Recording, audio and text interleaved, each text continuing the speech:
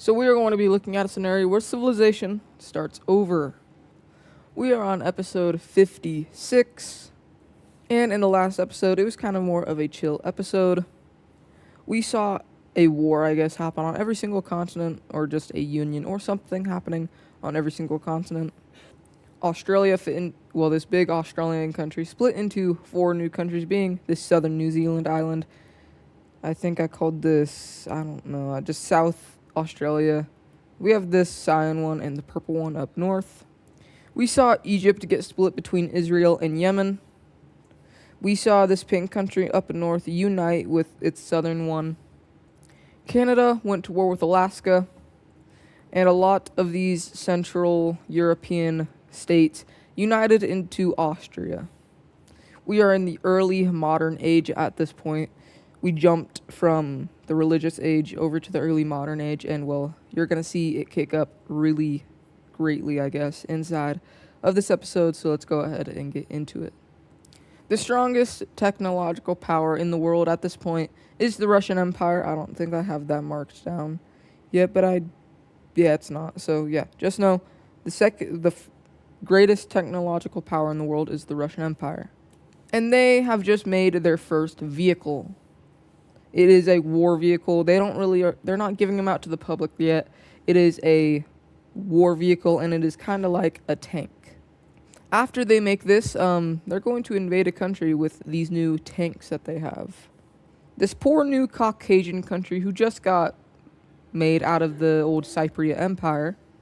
Well, they do have troops along here. These new tanks are absolutely destroying them. And they're kind of like what the World War I tanks were, but they're a little bit more powerful. And well, once the Russians start an invasion, the Persian Union is also going to start an invasion into this country. But they're only going to go up a little bit because they want to keep good relations with the Russian Empire, which they already do. So the Russians are pretty much just going to start and keep going down into this blue Caucasian country. Soon enough, the Russian tanks and the troops completely blitzkrieg through this country and will just split it into 2. The Russians actually let the Persians get this area over here, which was very nice of them. And the Russians take the rest. In this peace treaty, we see the Russian Empire get all of these lands just like that. And the Persians get all of this, if I can get the right color. The Persians get all of this. But after this, we won't be going far, as we need to talk about the lore of the Cypriot Empire. The Cypriot Empire used to control a lot of this Middle Eastern area. But after the war of communism versus fascism, they tried to go all the way up to Moscow, and they almost got all the way up there, but then they got kicked all the way back to Cyprus. But what we see happening is a civil war breaking out inside of Cyprus. Now, Cyprus is still a monarchy, and well, it is actually ruled by Zalron's third son. And these 2 rebellious areas are staged by the first 2 sons. Because this son that's ruling the whole Cypriot Empire right now is kind of like a stepson. So these 2, the 2 actual sons, they want to rule Cyprus together. And, well, they don't know why this whole Cyprus thingy is even... they don't know why he's ruling Cyprus. So areas like this over in these areas start breaking away, and they want to form a new country because, well, they don't really want this whole kind of dictatorship, which is pretty much what it is at this point. But Cyprus is in a full-blown civil war, and well, it's probably not to be in a civil war when you're in this area because Israel is right beneath you and the Lime team is right above you. We even see northern Cyprus declaring their independence, and well, let's look at this war. The goal of the rebellion is to connect up all of their land and, well, just get independence away from the Cypriot Empire because, well, they're still calling themselves the Cypriot Empire. And, well, they want to be a kind of republic or just a regular monarchy. A lot of these areas up over here are going to go over to the rebellious hands very quickly, and that is because, well, the Cyprus leader did not see these 2 brothers declaring independence away from the Cypriot Empire. They are going to push back inside of northern Cyprus, but only a little bit. And after all of this, more areas pop up, and, well, it is not going good for the Cypriot Empire so far. A massive invasion is going to be made from this rebellion over here, moving into these territories very quickly. And, well, a lot of their land is getting connected up, and, well, their armies in this thing are not fighting. Their people kind of want this thing to succeed. So what we see happening is, well, they get really close to capturing the capital, just like that. And, well, the Lime team and Israel may or may not be supporting these rebels. And that is because, well, Israel is a dictatorship, but the Lime team is a democracy. And, well, the democracy does not really like this whole dictator stuff. So they don't really like Israel. And, well, they don't like Cyprus. And so there may or may not be troops being supported in these areas on both sides. And, well, this is just not good because now these rebels pretty much on this border like this agree with the dictatorship role, kind of like this Israel country. Well, pretty much the ones in the north agree with the democratic one or just a regular monarchy. One brother wants the democracy and one brother wants the dictatorship. So the people who want the dictatorship are going to rise up against their own, well, this whole rebellious thing that they were doing. And now this has turned into a full-blown weird war. We have the old Cyprus government, which is not getting supported by anyone because no one likes the old Cyprus government. We have Israel, who wants to have a better foothold up in this Turkish area, and so that's why they're supporting these rebellions just like that. And the Lime team, who wants a democratic future in the world, and, well, they want Cyprus to be democratic. Whoever wins this war will probably decide the future of the Middle East and their ideologies. So the Lime team and Israel are both pumping supplies into both of these nations. And, well, the old Cyprus government is going to fall over to the rebellious, well, the democratic rebellious hands, and ending the old government of Cyprus once and for all. The leader is assassinated, and, well, it's pretty much just a heyday to go and get this land. This kind of democratic Cyprus is going to immediately expand up over in these areas. And then we see the pink one expanding even more into these areas just like this, going up this Lebanese area and going into Turkey. We see the dictatorship, well, just it's pretty much the same government, but they want to be more aligned with Israel instead of just being by themselves. We see, well, this area completely get pushed up and, well, an encirclement happens, which it's not really an encirclement, just who can get the most land fast enough. The rest of this is going to go over to the democratic forces, and now we see, well, these two sides fighting. We see the dictatorship forces start pushing up against the democratic ones. And, well, this war isn't going to last long. It's just pretty much who can tire the other one out first. And, well, once one gets tired out, they're both going to tire out. But a smart military general inside of the pink one pushes up and meets up with this old, like the original rebellious area up here. And they also begin pushing around into these areas just like that. While the democratic one pushes down and is almost going to meet up with the border of Israel, which is not going to be good for the Israeli team. As well as they push back over in this coastline over here, trying to get more coastline just like this with Cyprus. In both of these areas who want to support the other one's area start popping up all over, and it is not going good for either side. As well, their supplies are being diminished greatly. And soon after more of this kind of warfare goes on, we see both sides agree to a peace treaty. So let's go ahead and look at that peace treaty right now. We see this democratic one getting a lot of these lands, and, well, I'm just going to draw the peace treaty because this is going to be hard to look at. In the peace treaty, well, it's going to look like this with, I kept the old Cyprus color for the democratic one, but I need to decide on a color for, well, the pink one, and I'm actually going to change the color of this democratic one just a little bit to make it a little bit more lighter, just like that. Never mind, I don't like this, so I'm just going to recolor it back. This isn't the same color, it's just a little bit darker, and I like that a lot more. We have a sandy color, and, well, that will be the color of this kind of dictatorship one. The capital of this one is going to be right here. And now they actually move the capital of Cyprus. This is the first time in a long time, because this is pretty much the same country. It's underneath the same name, but they're moving the capital. They're going to move it right here, and this is because it's close to the Lime team, And, well, you'll see why they did that in just a second. Israel is going to leave the checkmark alliance because they don't really care to be in it anymore. So now it's just Poland, Russia, and the Persian Union. And they make the Diamond Alliance. And, well, it makes sense because, well, these guys are going to join up inside of the alliance just like that. And we also get this purple country over here to join up with the alliance. And this is just because, well, they have traded with Israel and they are pretty close in alliances.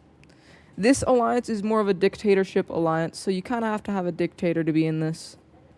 And you have to be expansionist. So we may have a new expansionist Asian country, but the thing is all of the countries around them are pretty dang strong. But now we see the Lime team make the sideways triangle or the right angle alliance. And, well, of course, Cyprus is going to join this. Even though their capital isn't on Cyprus, I'm still going to call them Cyprus because of the color. And someone who joins this alliance is actually going to be this red southern Carthaginian country right there. They also are going to go ahead and get, well, I don't know. That's the thing. I thought of something, and then I don't know. They go ahead and get this Cyan country right here, and, well, yeah, they get the Cyan country. These guys joined because, well, Israel may have been thinking about doing a military operation to make the borders look something, if I can click on the right color. They want to make the borders look something like this, which this country does not support. So there is that. We have a kind of regional conflict going on besides like this country over here. And yeah, we have a regional conflict going on between the Diamond Alliance and the Right Angle Alliance. But now let's go over to these countries right over here inside of this kind of Romanian area because, well, some of them are going to be uniting. We see all these countries right here unite into one singular country. And, well, this green one right here is going to go ahead and unite up with the blue one. This yellow team's capital is going to be going right here. And Europe is very united pretty much right now. There isn't really any little tiny miniature countries anymore. And, well, religion is kind of a thing of the past.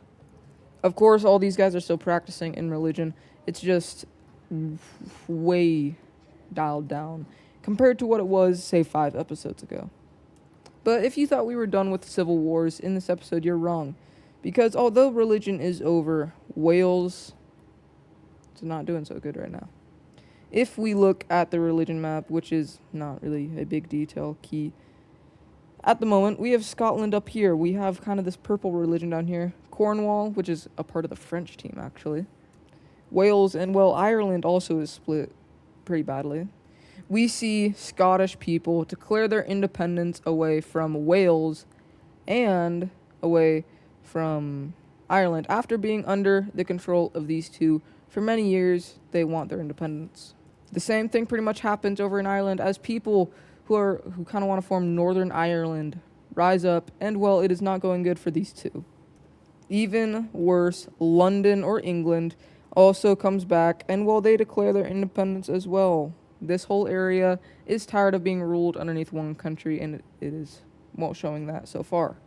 We see Cornwall in this area over here declare their independence. These are not the final colors. I know that you can barely see them. But we see the War of Wales, or the Civil War of Wales, commence right now. We see Wales push back against Cornwall. They had a lot of troops down here because there was most of the, like, whole rebellious stuff was down in Cornwall. And so they actually had troops down here getting ready to push back if a civil war did break out.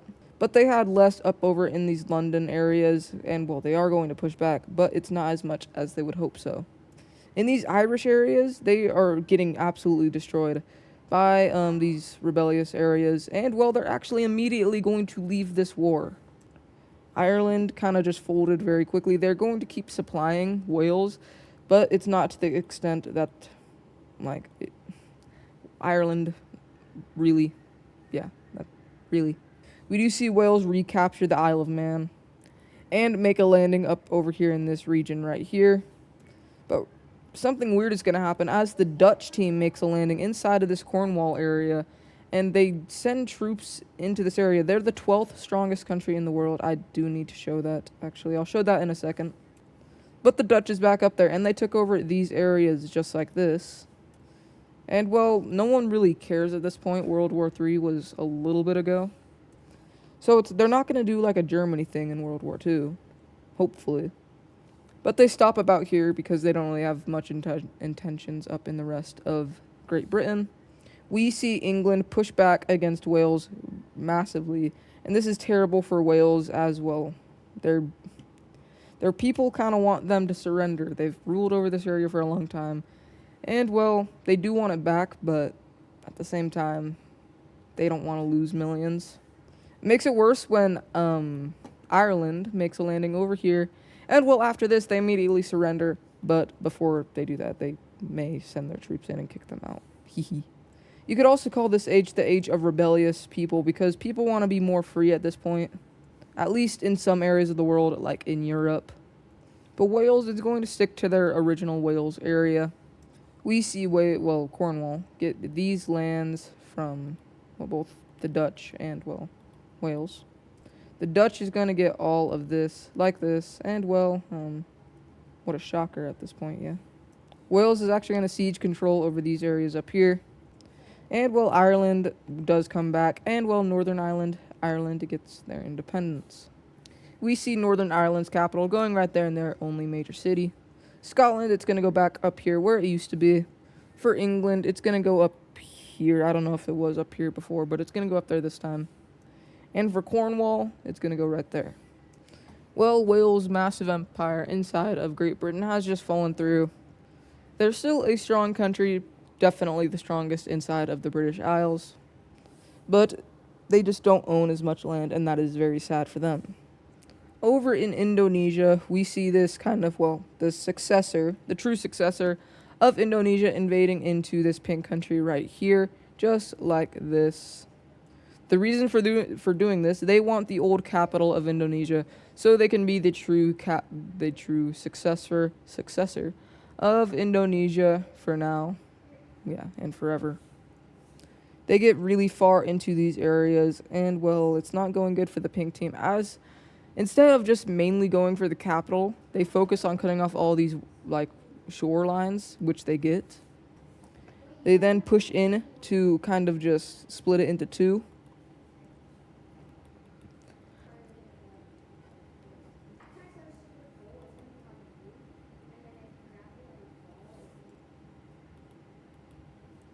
Probably not a super good idea to move your capital here yet, but they're going to because they do not care at all. Indonesia is looking very united, and there's really only one more country in the way of all of Indonesia to be united once again besides the Philippines. Moving over to America, we see, the beginning of a superpower of a country. And no, it is not the United States of America, because, I don't know if I'm even going to have something like that ever be that powerful inside of this. We'll see. But we see, if you remember, a couple episodes ago, there was the Circle Union, or the Circle Alliance, that broke out. Or short for the NAU, the North American Union. Well, papers have just been signed, and the official declaration of the North American Union has just been signed between these three. Massachusetts or New York is just going to stay out of it. And by stay out of it, they're going to leave because they don't really want to unite with these three because the distance. The papers are signed, and I'm going to be making them a dark blue. They're going to move their capital to their most populated city over here in California, which means these two are not going to be their capitals. This new superpower skyrockets up inside of the new military rankings, but for this episode, I'm not going to show them inside of the military rankings because they're still putting it together at this point, so they're not going to be in them yet. Speaking of the military rankings, let's go ahead and look at the new army rankings I did the top 15. At number 1, I don't know if it's a surprise, but for number 1, of course, it's the Russian Empire. They're the strongest country in the world and the biggest. Number 2 is the Scandinavian Union. Number 3 is Adaria. Number 4 is actually India over here. 5 is Yemen. 6 is the Red Italians. 7 is China. 8 is Israel. 9 is the Persian Union. 10 is Taiwan, 11 is California, 12 is Dutch, 13 is Korea, 14 is the fascist African country, and 15 is Venezuela. So already, California was the 11th strongest country in the world in terms of army, so this guy is about to be very strong. Texas was probably around 20, Utah was probably 25. Putting all that together, that is a pretty dang strong country. But I think this is where I'm going to end the episode. It was a good one, and I will see you guys in the next episode. Make sure to like and subscribe. Goodbye.